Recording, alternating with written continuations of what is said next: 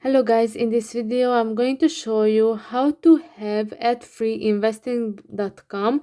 But first I wanted to tell you that don't forget to subscribe, because at 10,000 subscribers I'm going to show you my YouTube revenue statistics and my growth strategy, how you can make money online. So first open the app.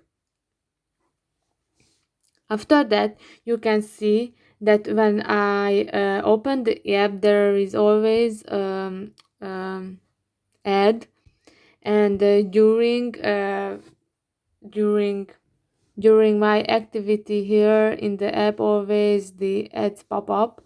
So you can have an ad-free version if you click on the more, and you can see the ad-free version here, and you can see that then you will have a faster experience, no distractions, 100% ad-free. So here is a monthly and the yearly plan. So this is right now in RON because I'm in Romania, but in dollars is like $8.20, and the yearly is $4.80, something like that. And it says that it's a recurring billing. Cancel anytime with the Investing.com ad-free service subscription. Payment will be charged to your Google account. So yeah,